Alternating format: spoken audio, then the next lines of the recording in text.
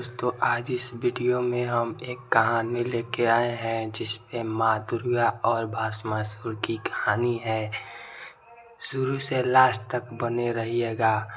माँ दुर्गा भस्मासुर के बीच कैसे युद्ध हुआ और कैसे माँ दुर्गा ने भस्मासुर का अंत कर दिया। आखिर में माँ दुर्गा ने जीत गई। यहाँ के लोग सरल और धार्मिक थे।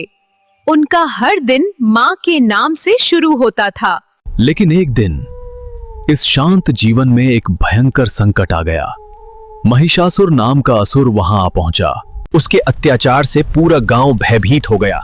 कोई भी सुरक्षित नहीं था और विनाश चारों ओर फैलता ही जा रहा था। जब कोई उपाय न बचा तो सबने मिलकर माँ दुर्गा की शरण ली।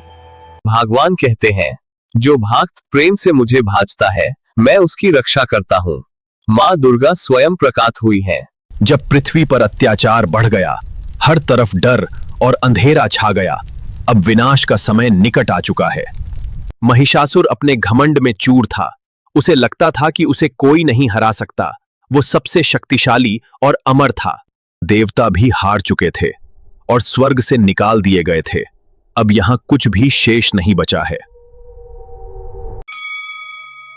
हे प्रभु, हमें बचाइए। अब केवल आप ही सहारा हैं। हमें इस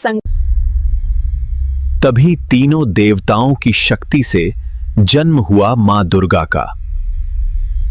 हर देवता ने अपनी शक्ति मां को अर्पित की। समर्पण की इस पावन बेला में देवी दुर्गा का तेज और अधिक बढ़ गया। हे भक्तों, मैं तुम्हारी रक्षा के लिए आई हूँ। अब आरंभ हुआ सत्य और असत्य का महान युद्ध। अब अधर्म का अंत होगा। ये समय आ गया है कि न्याय की स्थापना हो और दुष्टता का विनाश हो जाए। एक स्त्री मुझे हराएगी, ये असंभव है। तुम्हें क्या लगता है कि तुम मुझे कभी भी युद्ध में हरा सकती हो देवी? युद्ध शुरू हुआ। धरती और आकाश कांप उठे। युद्ध का यह भी दृश्य अब वो कभी भैंसा कभी शेर बनकर लड़ता रहा और हर बार अपनी मायावी शक्ति से सबको हैरान करता गया। 9 दिनों तक मां दुर्गा ने हर रूप में लड़ाई लड़ी। युद्ध लगातार कई दिनों तक चला और मां दुर्गा ने राक्षस को मार दिया। तेरा अंत निश्चित है महिषासुर, क्योंकि न्याय की शक्ति हमेशा बुराई के अहंकार। और एक प्रहार में महिषासुर का अंत हो गया।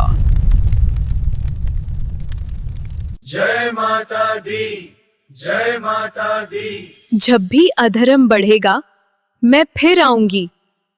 तब से यह विजय नवरात्रि के रूप में मनाई जाती है।